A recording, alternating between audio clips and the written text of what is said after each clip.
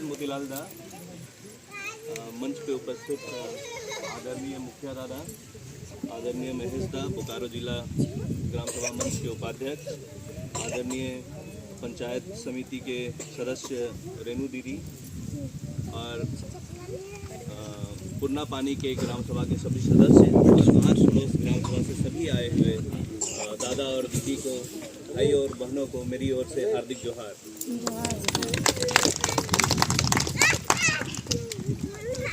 सबसे पहले तो मैं अपना परिचय से शुरुआत करना चाहूँगा। मेरा नाम कुंदन कुमार गुप्ता है और मैं झारखंड जंगल बचाओ आंदोलन में पिछले 6 सालों से काम कर रहा हूँ। और मेरा काम लगभग, हम लोग झारखंड जंगल बचाओ आंदोलन का काम झारखंड के लगभग 12 जिलों में हम लोग काम करते हैं, जिसमें से एक बोकारो जिला भी है। और मेरा मुख्य काम ये है कि जब वन अधिकार के तहत है सो पट्टा मिल गया, अधिकार मिल गया, उसके बाद जो है सो वहाँ के वनाश्रित जो लोग हैं, जो वनों पे आश्रित हैं, वो जो उपज को लाते हैं या जो वहाँ का संसाधन है उसको बेहतर बाजार तक कैसे पहुँचाया जा सके, ये मेरा मुख्य दायित्व है जो मैं पिछले 6 सालों से निभाता आ रहा हूँ। तो आज सभी जो आए हैं, फिर से मैं एक बार सबको जोहार करता हूँ मेरी ओर से। और मैं बताना चाहता हूँ कि आज मैं किन किन मुद्दों पे बात करने यहाँ पे आया हूँ। आज हम लोग मतलब एक तरह से भाषण के तौर पे नहीं, हम लोग विचार विमर्श करने के लिए यहाँ आए हैं, ठीक है। तो मैं यहाँ पे 4 मुद्दों पे बात करूँगा या 4 मुख्य बिंदुओं पे बात रखने के लिए मैं यहाँ आया हूँ। सबसे पहला है एक योजना जो केंद्र सरकार अभी शुरुआत की है, उस योजना का नाम है धरती आबा जनजातीय ग्राम उत्कर्ष अभियान। तो उस पर हम लोग कुछ बात करेंगे। दूसरा क्या है कि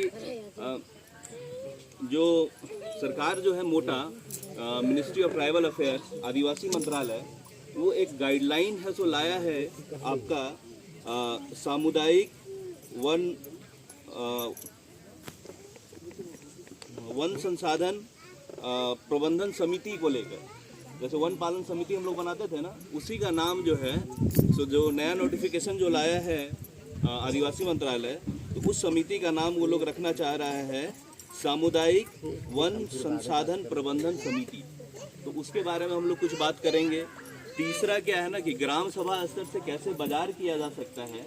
हम लोगों ने एक्सपोजर किया था गढ़चिरौली महाराष्ट्र में, जहाँ पे वन अधिकार का पट्टा 2014 में मिला हुआ था, और उन लोग किस तरह से ग्राम सभा को संचालित कर रहा है और ग्राम सभा के द्वारा अपना आर्थिक स्थिति को कैसे सुधार रहा है, उसके बारे में हम लोग बात करेंगे। चौथा क्या है कि हम लोग जो प्रयास किए हैं, झारखंड जंगल बचाओ आंदोलन का जो प्रयास रहा है आर्थिक सुधार को लेकर या फिर वनाश्रित महिलाओं के साथ जुड़कर बाजार व्यवस्था करने का जो हम लोगों ने प्रयास किया है पिछले कुछ सालों में, उसका कुछ उदाहरण देते हुए मैं अपनी वाणी को ख़त्म करूंगा। तो सबसे पहला जो है सो मैं अभी ये योजना जो लागू हुआ है उसके बारे में हम शुरुआत करते हैं, जिसका नाम है धरती आबा जनजातीय ग्राम उत्कर्ष अभियान। ये योजना जो है जो हमारे धरती आबा, आप लोग जान रहे हैं ना, धरती आबा किनको कहते हैं? बिरसा मुंडा जी को कहते हैं। तो हमारे झारखंड के जो भगवान बिरसा मुंडा है, उन्हीं के नाम पे ये योजना को केंद्र सरकार लागू किया है। और ये योजना का अनाउंसमेंट कहाँ से हुआ था? हमारे झारखंड से ही हुआ था, हजारीबाग जिला से। 2 अक्टूबर 2024 को प्रधानमंत्री नरेंद्र मोदी जब यहाँ आए थे, तो अपने भाषण में इस योजना का नाम उन्होंने लिया था, जिसका पहले नाम था प्रधानमंत्री जनजातीय ग्राम उत्थान अभियान। लेकिन 2 अक्टूबर 2024 को प्रधानमंत्री इस योजना का नाम बदलकर क्या रखे? धरती आबा जनजातीय ग्राम उत्कर्ष अभियान। धरती आबा जनजातीय ग्राम उत्कर्ष अभियान, इसका एक कॉपी हम लोग दादा लोग को भी दिए हैं। उसको हम लोग थोड़ा छोटा बना रहे हैं, कंसाइज बना रहे हैं, ताकि सारे गांव में भी हम लोग एक पर्चा की तरह बांट सके, ताकि सब लोगों को इस योजना के बारे में या इस अभियान के बारे में पता लगे। इस अभियान का मुख्य मकसद क्या है? इसके कोर में क्या है? इस अभियान के जड़ में क्या है? इस अभियान के जड़ में है 2 कानून, वन अधिकार कानून 2006 और पेशा कानून 1996, जिसके तहत ग्राम सभा को बहुत सारे अधिकार दिए गए हैं। तो इस अभियान को चलाने का मकसद ये है कि ग्राम सभा को हम तो पेशा के तहत और वन अधिकार कानून के तहत अधिकार तो दे रहे हैं, लेकिन इस अधिकार मिल जाने के बाद ग्राम सभा किस तरह से अपने आप को आगे ले जा सकता है, इस अभियान का ये मकसद है। तो इस अभियान को लाने के पीछे भी हमारे झारखंड जंगल बचाओ आंदोलन का हाथ है।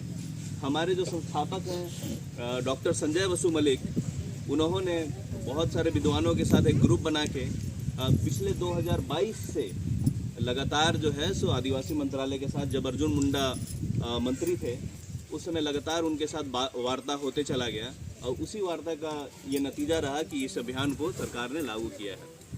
इस अभियान का कुछ 2-4 मूल्य बात है जो हम अभी आप लोगों के साथ साझा करते जाएंगे और धीरे धीरे जैसे जैसे सब लोग समझेंगे और कैसे इसका इम्प्लीमेंटेशन की ओर जाना है उसके बारे में भी हम लोग ट्रेनिंग, प्रशिक्षण, वर्कशॉप जो भी ज़रूरत होगा यहाँ के ग्राम सभा को लेकर या फिर पूरे जिला को, बोकारो जिला में ग्राम सभा मंच में हम लोग इसको प्रस्तुत करने का कोशिश करेंगे।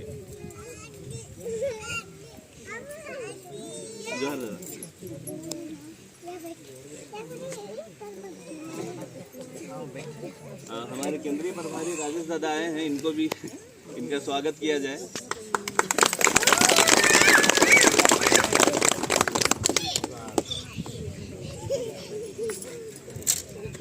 तो हम लोग जो बात कर रहे थे धरती आबा जनजातीय ग्राम उत्कर्ष अभियान के बारे में, इस अभियान को लाने के पीछे का मकसद ये था, जब है सो सभी विद्वान है सो इस बात को, मुद्दा को लेकर है सो आदिवासी मंत्रालय गए, उन्होंने ये बात रखा कि वनाधिकार कानून 2006 के तहत जो है तो ग्राम सभा को वनों का अधिकार दे देंगे या वहाँ का जो जंगल सीमा है उसका अधिकार ग्राम सभा को तो मिल जाएगा, लेकिन उसका देखरेख करने का भी तो कोई खर्चा होता है।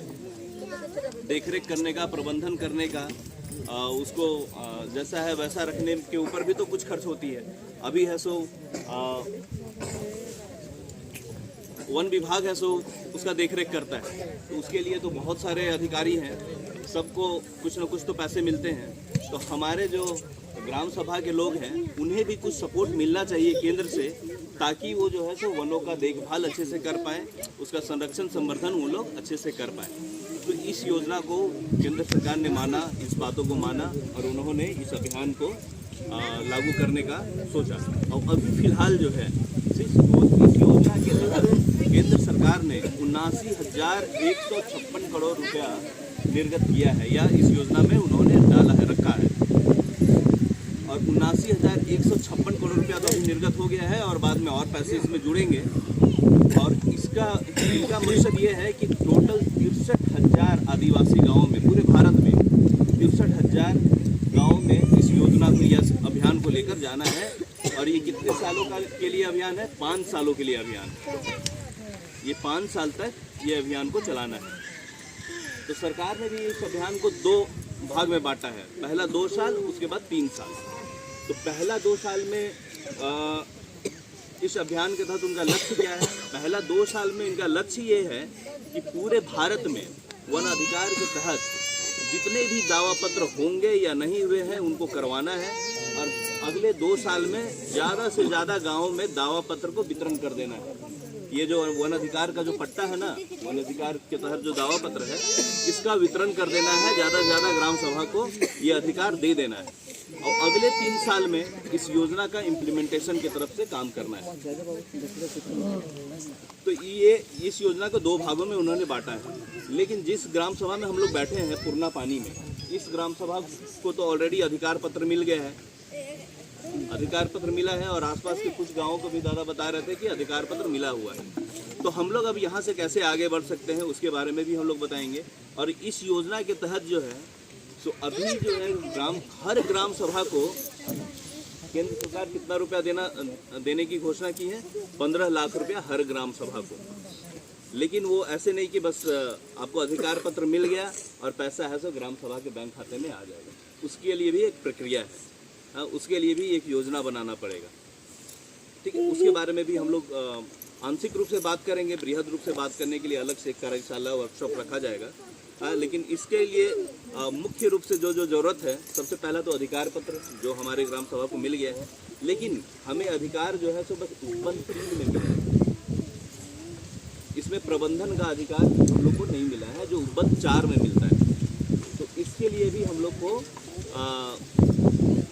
अपील करना होगा, SDLC में अपील करना होगा कि उपबंध 4 में प्रबंधन का भी अधिकार हमारे ग्राम सभा को मिलना चाहिए, ताकि जो धरती आबा अभियान जो है सो उसका फ़ायदा हम लोग ले सके। ठीक है, तो उपबंध 4 के तहत जब हम लोग को दावा मिल जाएगा, प्रबंधन का अधिकार जब मिल जाएगा, तो हमारे ग्राम सभा को 15 लाख रुपया मिल सकता है प्रबंधन के लिए अगले 5 साल के लिए। अगले 5 साल के लिए 15 लाख रुपया मिल सकता है। और योजना है तो ग्राम सभा को बनाना है, जैसा दादा बता रहे थे कि बिना ग्राम सभा के द्वारा कोई भी योजना है सो पास नहीं होगा। इसी को लेकर थोड़े थोड़े बात हम लोग रखेंगे। तो सबसे पहला तो क्या है कि हम लोग को तो वन अधिकार के तहत अधिकार मिल गया है। इसके बाद है सो क्या करना होगा, इसके बाद हम लोग को CFR-MC कमेटी बनाना है, जो हम लोग बता रहे थे ना, सामुदायिक वन संसाधन प्रबंधन समिति, इसका गठन करना होगा। मैनेजमेंट कमेटी, जो पहले हम लोग सामुदायिक वन पालन समिति बोलते थे, लेकिन अभी इस नाम से ये बनेगा। जो सरकार का नोटिफिकेशन है कि सब जगह यूनिवर्सल नाम से होना चाहिए, एक नाम से होना चाहिए, वो नाम होगा सामुदायिक वन संसाधन प्रबंधन समिति। वन संसाधन प्रबंधन समिति, आप लोग सब लोग समझ रहे हैं ना?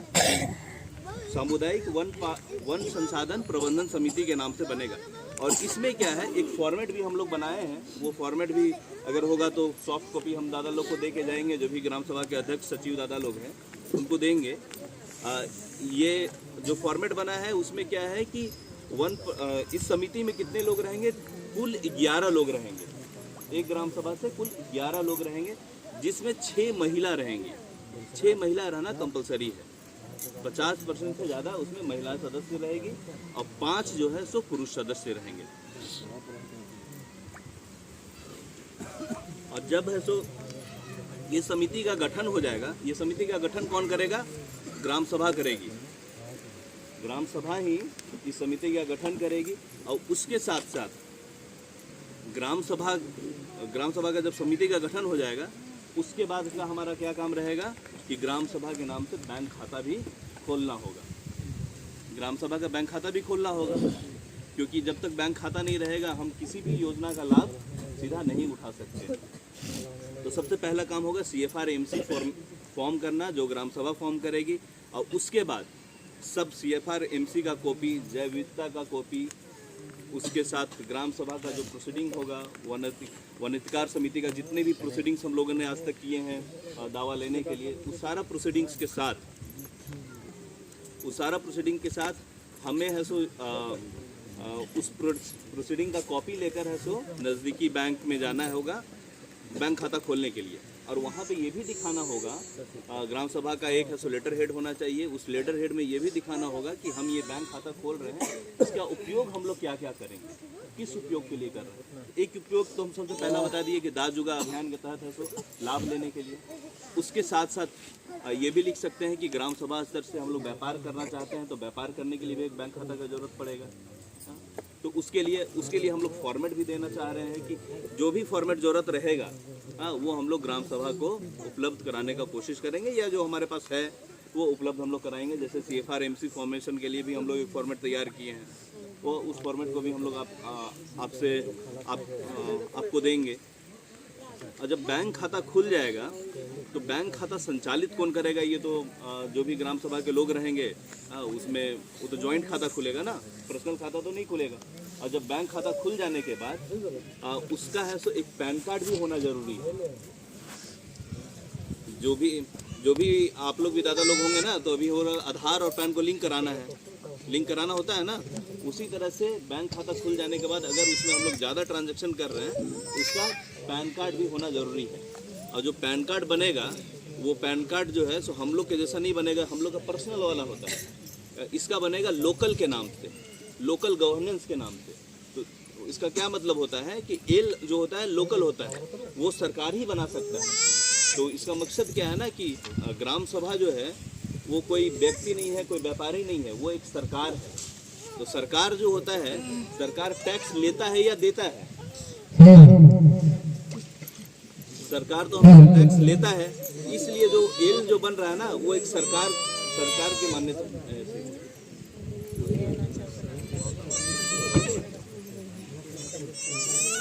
तो इसमें क्या है ना कि एक सरकार, ग्राम सभा को इतना अधिकार दिया जा रहा है, वो एक सरकार है, अपनी खुद को लेकर या गांव को लेकर जितनी भी तरह का योजना है वो ये बना सकता है। इसलिए पैन कार्ड तो हमारा बनेगा, लेकिन हम लोग को टैक्स किसी को नहीं देना है, टैक्स हम लोग को लेना है। राजस्व जो होता है ना, राजस्व जो सरकार लेती है, राजस्व लेने का अधिकारी हम बन जाएंगे बाद में। हमारा किसी भी एरिया का उपयोग अगर कोई करना चाह रहा है, उपयोग करना चाह रहा है, तो राजस्व हमें दिए बिना नहीं कर सकता है। जैसे हम एक एग्जाम्पल देना चाहते हैं, जैसे केंदू पत्ता सरकार तोड़ाती है, सरकार टेंडर निकालती है, और जब टेंडर निकालती है तो क्या कहते हैं, एक राजस्व जो होता है ना वो सरकार के पास जाता है। जो भी टेंडर लेता है या क्या बोलते हैं कॉन्ट्रैक्टर जो होता है उसका, वो कॉन्ट्रैक्टर जो है सो राजस्व जो है सो उस विभाग में जमा करता है। लेकिन जब आपको ये अधिकार मिल गया, इसका मतलब मालिक कौन है? ग्राम सभा मालिक हो गया। तो जो मालिक होगा, राजस्व किनके पास जाना चाहिए? आपके पास जाना चाहिए। तो जब अब जो है तो कोई भी व्यापारी यहाँ पे खरीदारी करने आएगा, जो भी व्यापारी खरीदारी करने आएगा उनको तो पहले तो रोक सकते हैं हम। टेंडर निकालने का अधिकारी पहले कौन था? सरकार था। लेकिन अब टेंडर निकालने का अधिकारी कौन हो गए? ग्राम सभा। क्योंकि मालिक हम हैं, तो हम अपने संसाधन को बेचने का अधिकारी हुए ना, तो टेंडर हम निकाल सकते हैं। और जब हम निकालेंगे तो उसका एक राजस्व जो है सो आपको ग्राम सभा को देना होगा। एक सरकार को, ग्राम सभा को इतने सारे अधिकार जो हैं तो हमें इस पट्टा को मिल जाने से मिल रहा है। लेकिन इसके लिए जो दो प्रक्रिया हम लोगों ने बताया कि CFR-MC कमेटी हम लोग को गठन करना होगा जल्दी से जल्दी, और दूसरा जो है सो ग्राम सभा का बैंक खाता खोलने की तरफ हम लोग को आगे बढ़ना पड़ेगा। और जब तक ग्राम सभा का बैंक खाता नहीं खुलेगा तब तक जो है तो हम लोग उस 15 लाख का जो योजना है या अभियान है उसका लाभ हम लोग नहीं उठा सकते। इस योजना के तहत सबसे पहला जो बेनिफिशियरी लोग रहा है ना, जिनको फायदा मिला है, बगल के राज्य उड़ीसा जो है, उड़ीसा के 100 गांव को जिनको वन अधिकार के तहत है सो अधिकार पत्र मिला हुआ है, तो 100 गांव अभी चिन्हित सरकार ने किया है, जिसको 15 लाख रुपया सरकार है सो देने वाली है। उसी के साथ हम लोग भी अभी हम देख रहे थे लिस्ट में, हम मोतीलाल दादा को बताया भी कि हम लोग ये लिस्ट है सो दिसंबर में है सो भेजे थे सरकार को, लेकिन पूर्णा पानी का नाम है सो हम लोग को नहीं मिला। हम लोग पूर्णा पानी का नाम नहीं भेजे। तो टोटल पूरा झारखंड से है ना 165 गांव का हम लोग नाम है सो भेजे हैं आगे सरकार, केंद्र सरकार। लेकिन पूर्णा पानी का नाम लेकिन अगस्त में मिला है ना, पता अगस्त के समय। तो हम लोग ये अक्टूबर नवंबर में भेजे थे। तो हो सकता है कि अपडेट हम लोग के पास नहीं गया था इसलिए नहीं भेजे थे, लेकिन इसको हम लोग एडिशन अभी करा देंगे। क्योंकि अभी जो पहला जो मकसद है सरकार का, लक्ष्य है कि पहला एक साल में पूरे भारत में 1000 गांव को प्राथमिकता देकर इस योजना को वहां लागू कराना और चेक करना कि कैसे ग्राम सभा के लोग सक्षम हैं कि नहीं, इसको कर पा रहे हैं कि नहीं। तो मान लीजिए कि हम लोग है सो पूर्णा पानी का नाम तो दे देते हैं, और वो 1000 गांव होना चाहिए जहां पे 100 हेक्टेयर से ज़्यादा का जंगल जमीन का अधिकार ग्राम सभा को मिला है। तो यहाँ तो 2200 एकड़ का है, तो ऑब्वियसली है तो 100 हेक्टेयर से ज़्यादा है, 250 एकड़ होता है। 250 एकड़ से ज़्यादा वाले गाँवों का लिस्ट हम लोग भेजे हैं, तो टोटल 165 गाँव का गया है। तो पहला एक साल में उनको चेक करना है कि हम लोग है तो 15 लाख रुपए तो दे दिए, लेकिन ग्राम सभा उस पैसे को संचालित कर पा रहे हैं कि नहीं, अच्छे से उपयोग कर पा रहा है कि नहीं, ये उनका एक अध्ययन का एक मुद्दा रहेगा कि उन लोग अध्ययन करेगा कि ग्राम सभा कितना सशक्त है, उन लोग योजना बना पा रहा है कि नहीं, इसका उपयोग कर पा रहा है कि नहीं, या उपयोग करने के लायक है कि नहीं, इस पैसे को संचालित कर पा रहा है या नहीं।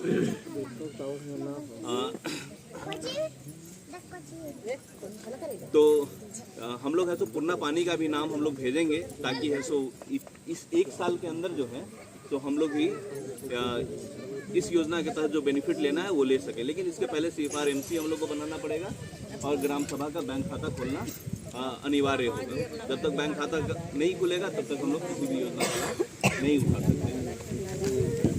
तो इस मुद्दे के ऊपर तो हम लोग बात कर लिए।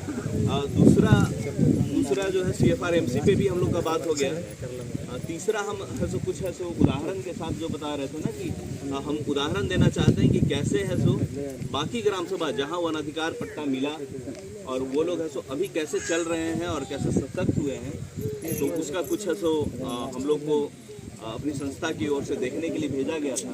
पिछले साल मोतीलाल दादा के साथ गए थे, आप भी गए थे ना? मोतीलाल दादा भी गए थे बेंडा लेखा, जो महाराष्ट्र के गढ़चिरौली जिला में है। तो वहाँ का कुछ उदाहरण है वो हम आप लोग के साथ साझा करना चाहते हैं। अब उन लोग किस तरह से ग्राम सभा स्तर से बाजारीकरण कर रहा है और बाजारीकरण करके किस तरह से वो लोग वहाँ के वनाश्रित लोग हैं या फिर वहाँ के जो ग्रामवासी हैं कैसे सशक्त हुए हैं और कैसे उनकी आर्थिक स्थिति है सो सुधरी है। तो एक गांव का उदाहरण लेकर मैं बताना चाहता हूँ। उस गांव का नाम था भीमना पायली। भीमना पायली उस गांव का नाम था। वो कुड़खेड़ा ब्लॉक, गढ़चिरौली जिला के कुड़खेड़ा ब्लॉक का था। वो गांव जो है, उस गांव में कितने परिवार थे? टोटल 12 परिवार थे, बस 12 परिवार थे और एकदम जंगल का गांव है वो। रोड का कनेक्टिविटी अभी बना है, पहले रोड भी नहीं था। और उस गांव में वो गांव इतना दूर था कि वहाँ के लोग सब लोग अशिक्षित हैं, सब लोग अशिक्षित थे। उन लोगों से वनाधिकार कानून के बारे में भी नहीं जानता था कि कौन सा कानून है, क्या है, क्योंकि लोग पढ़े लिखे थे नहीं। हमारे जैसा ही कुछ संस्था के लोग हैं सो उस गांव में गए और उन्होंने जो है सो वनाधिकार कानून 2006 के बारे में उनको बताया।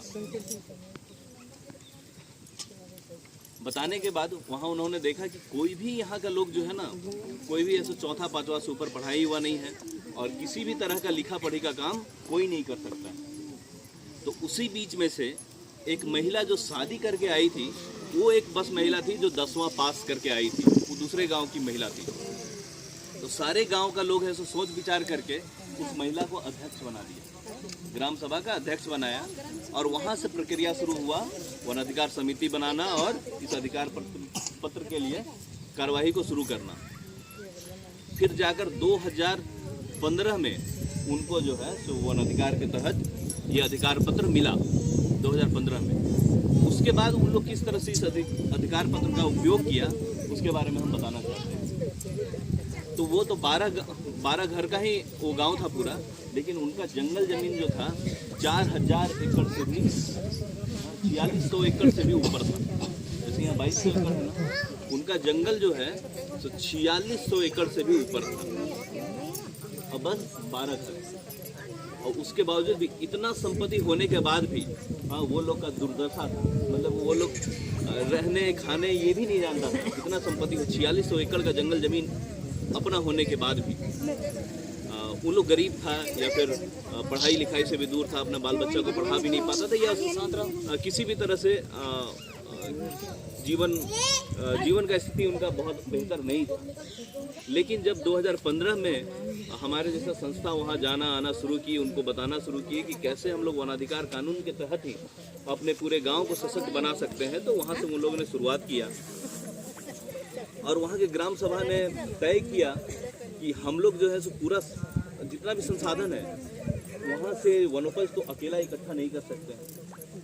इतना बड़ा एरिया है और 12 घर है। 12 घर में ज़्यादा से ज़्यादा बड़े लोग भी अगर होंगे तो ज़्यादा से ज़्यादा कितने होंगे? 30 और बाकी बच्चे तो मिला के 60-65 लोग होंगे। अगर 60-65 लोग भी पूरे जंगल में चले जाते हैं तो पूरा वनोपज इकट्ठा नहीं कर पाएंगे, इतना बड़ा एरिया है। तो उन लोगों ने प्लान किया है कि हम लोग ग्राम सभा तो कुछ तो हम लोग इंडिविजुअल करते ही हैं, महुआ चुन लेते हैं, कुसुम चुन लेते हैं, प्यार चुन लेते हैं, डोरी चुन के लिए आते हैं। वो तो पर्सनल स्तर पे करते हैं, जितना हमारा कैपेसिटी है, जितना हमारा चुनने बिनने का कैपेसिटी है उतना तो हम लोग कर लेते हैं। लेकिन जो पैसा देने वाला संसाधन है वो कौन कौन सा है उन लोग डिसाइड करना चाहते हैं। तो उन्होंने डिसीजन लिया कि 2 वनोपज जो मुख्य वनोपज है, केंदुपत्ता और बांस, वो हमारे जंगल में बहुत मात्रा में है, जिसका हम लोग अगर खुद से चाहे तो पूरा रिसोर्स पूरा संसाधन को इकट्ठा नहीं कर सकते। तो इसके लिए हम लोग को कुछ प्लानिंग करना पड़ेगा कि कैसे ऐसे ज़्यादा से ज़्यादा संसाधन को इकट्ठा किया जा सकता है। तो वो लोग 2 संसाधन को लेकर चला, एक केंदुपत्ता और बांस। तो बांस को लेकर वो लोग क्या किया, वो लोग पूरा जंगल जो 4600 एकड़ का जंगल जो था ना, उस पूरे जंगल को 4 भाग में बांटा, ABCD करके, ठीक है। और इस भाग में बांटने का मकसद क्या था उनका, कि एक साथ जो है तो पूरा जंगल को हम लोग ना खत्म करें। मान लीजिए कि बांस तो 1 साल में नहीं होता है, बांस को बढ़ने में या बड़ा होने में 2 से 3 साल तो लगेगा, 3 साल 4 साल भी लग सकता है, उससे भी ज़्यादा लग सकता है। उन लोग जो है ना पूरा जंगल को 4 भाग में बांटा, और इसलिए बांटा कि पहला साल जो है सो A से हम लोग है सो पूरा जितना बांस रहेगा काटेंगे, ठीक है। उसके बाद हम लोग B वाला एरिया से काटेंगे, उसके बाद C वाला एरिया से काटेंगे, फिर D वाला एरिया से काटेंगे, और 5वां साल फिर हमसे A वाला एरिया से काटेंगे, समझ गए।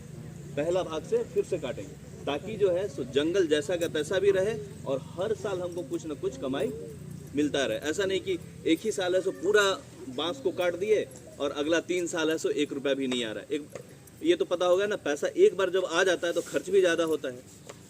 तो अगले साल के लिए इसको सस्टेनेबल बोलते हैं हम लोग, है कि सस्टेनेबल कैसे रहता है कि इनकम को है ना रेगुलेट करते रहना है, कि हर साल कुछ ना कुछ कमाई आते रहे। ऐसा नहीं कि एक ही बार कमा के हम लोग बैठ जाए, हाँ, और फिर तो खर्चा करके सोचते रहेंगे फिर अब कैसे कमाना है, पूरा जंगल को एक बार ख़त्म कर। इसलिए उन लोगों ने जंगल को 4 भाग में बांट कर ऐसा प्लानिंग किया, और वो लोग हर साल कर रहे हैं। लेकिन एक भाग भी उनका इतना बड़ा था कि वहाँ के गांव वाले लोग उसका बांस को नहीं काट सकते।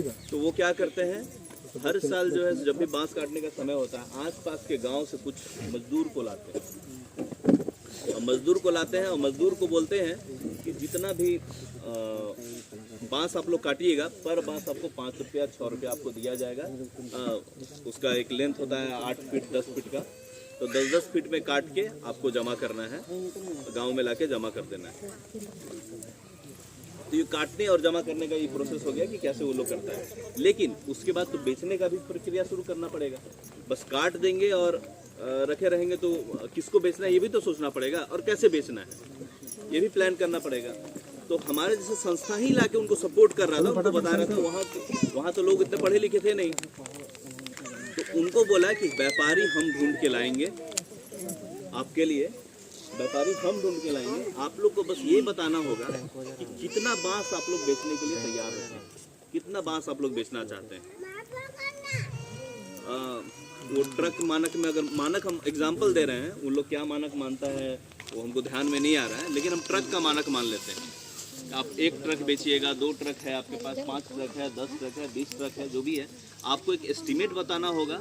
हाँ, जिम्मेवारी मेरा है व्यापारी को यहाँ तक लाना, आपके गांव तक खरीदारी के लिए। तो वो लोग एक एस्टिमेट बनाते हैं हर साल।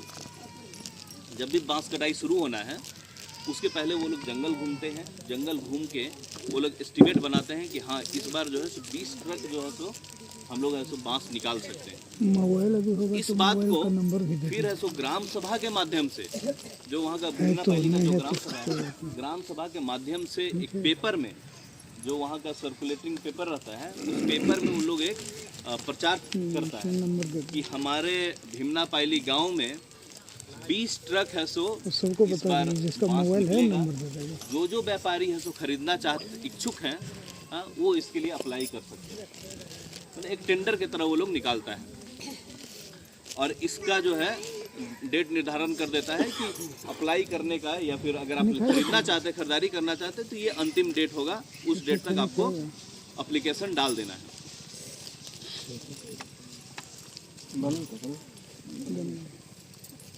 उसके साथ साथ उस एप्लीकेशन के डालने के साथ साथ आपको कुछ अधिग्रहण मूल्य भी बोलते हैं ना, कुछ पैसा भी आपको उसके साथ ग्राम सभा के बैंक खाता में डालना है, ताकि जो है जिस दिन है सो जिस दिन को तय किया जाएगा उस दिन है सो फिर जितने भी व्यापारी, मान लीजिए 5 व्यापारी 10 व्यापारी जो अप्लाई किए हैं, उन सारे व्यापारियों को एक निर्धारण डेट में बुलाया जाएगा। उस दिन इसी तरह से एक माहौल होता है कि गांव के सभी लोग बैठते हैं, ग्राम सभा के अध्यक्ष लोग यहाँ बैठते हैं, और उस दिन है तो फिर बोली लगाया जाता है, बोली शुरुआत किया जाता है। हाँ, और वो मूल्य कौन तय करता है? ग्राम सभा तय करती है कि इस बार है तो इस मूल्य, कम से कम इस मूल्य में बेचेंगे, और वहाँ उस मूल्य से शुरुआत किया जाता है। और फिर है सो व्यापारी लोग जितने भी बैठे रहते हैं वो व्यापारी लोग बोलते हैं हम इतना में खरीदेंगे, हम इतना में खरीदेंगे, हम इतना में खरीदेंगे। और जो व्यापारी सबसे ज़्यादा का बोली लगाता है उस व्यापारी के नाम से ये टेंडर को निर्गत कर दिया जाता है। उसके साथ साथ एक लेटर भी साइन किया जाता है कि किस डेट तक है सो हम लोग पूरा कलेक्शन कर लेंगे और व्यापारी को दे देंगे। और जिस दिन है सो बांस यहाँ से उठेगा, गांव से उठेगा, उसी दिन व्यापारी को पूरा पैसा ग्राम सभा के बैंक खाते में डाल देना है। अब तो ग्राम सभा में पैसे तो आ गए, अब यहाँ भी मैनेजमेंट का पार्ट आता है, प्लानिंग का पार्ट आता है कि ग्राम सभा में पैसे तो आ गए, अब इसका बंटवारा कैसे होगा, बांटा कैसे जाएगा। उस गांव में 12 घर हैं या जितने भी घर हैं, तो पहले देखा जाता है कि मान लीजिए कि 100 रुपया पूरा पैसा आया, तो 100 रुपया में से 80% जो पैसा है उसका बराबर हिस्सा करके हर घर को बांट दिया जाएगा। जो 12 घर हैं सब घर को बांट दिया जाएगा बराबर का पैसा। और बाकी जो 20% जो बचा है उस 20% का क्या उपयोग होगा, ग्राम सभा को चलाने में, या फिर जो सामाजिक जो काम होगा, जो सामुदायिक सबको मिलजुल कर जो जिस चीज़ का ज़रूरत है उस ज़रूरत के लिए है तो इसका उपयोग, इस पैसे का 20 रुपये का उपयोग उसमें किया जाएगा। तो जब हम लोग उस गांव में गए थे, उस गांव का लोग बताया कि वहाँ एक मंदिर वो लोग बनाया। तो वो मंदिर जो है तो लगभग ऐसे हम लोग जिसमें गए थे उसमें लग रहा था देख के कि इसमें 25 से 30 लाख रुपये खर्चा हो गया होगा। वो बस वही पैसा जो 20 रुपया जो बच रहा था ना, 4-5 सालों में उसी पैसा को बचा के वो लोग 25 लाख का मंदिर भी बना लिया। उसके साथ साथ टेंट का जितना भी व्यवस्था होता है, शादी ब्याह में खर्चा होता है ना, 1 लाख रुपया 2 लाख रुपया का टेंट का खर्चा हो जाता है। टेंट का जितना भी सामग्री है वो लोग उसी पैसा से खरीद के रख लिया ताकि वो खर्चा भी उन लोग का बच जाए। उसके साथ साथ उन लोग 100 फीट का एक रोड था जो मेन रोड तक कनेक्ट होता था, उनके गांव तक नहीं आया था, उनके मोहल्ला तक। वो रेट 100 फीट का रोड उन लोग उसी पैसे से बनाए। उसके बावजूद भी उनके बैंक खाते में उस समय 10 से 12 लाख रुपए पड़े हुए थे। और जो सीजन आने का था, केंदू पत्ता का सीजन आने का था और बांस का सीजन आने का था। तो इस तरह से और वहाँ के सब लोगों के घर में हम लोगों ने क्या बदलाव देखा, हर घर में गाड़ी हो गया, मोटरसाइकिल हो गया। अब सब बच्चा लोग को नज़दीकी ब्लॉक में खुद से पहुँचाने जाता है, पढ़ाता है, लिखाता है। एक अच्छे स्कूल में सब लोग पढ़ाई लिखाई शुरुआत कर दिया। तो बस वनाधिकार कानून का उपयोग करके एक ग्राम सभा जो है सो कितना आगे बढ़ सकती है, इसका एक उदाहरण है। इसी को हम लोग को देखने और सीखने के लिए जगह वहाँ गया था। और हम लोग चाहते हैं कि यहाँ का भी जो ग्राम सभा है, जहाँ हम लोग का इंटरवेंशन है, जहाँ हम लोग काम कर रहे हैं, वहाँ का ग्राम सभा को वनाधिकार कानून को लेकर कैसे हम लोग आगे ले जा सकते हैं और उनको कैसे सशक्त बना सकते हैं, इसी को लेकर हम लोग आगे काम करना चाहते हैं। और उसके साथ साथ वनाश्रित महिला समूहों के साथ कैसे जुड़ के आगे काम करें, ये हमारा प्रयास है। और जिस तरह से भी ग्राम सभा है सो सशक्त होते जाएगी और हमारे साथ जुड़ाव रखेगी, हम लोग अपने काम को विस्तार करने के रूप में आगे कार्यरत रहेंगे। और इन्हीं सब बातों को बोलकर मैं अपने बात को ख़त्म करता हूं। और इतना बढ़िया अरेंजमेंट करने के लिए और दादा दीदी इतने बड़ी संख्या में आए, सभी को मेरी ओर से बहुत बहुत धन्यवाद और जोहार।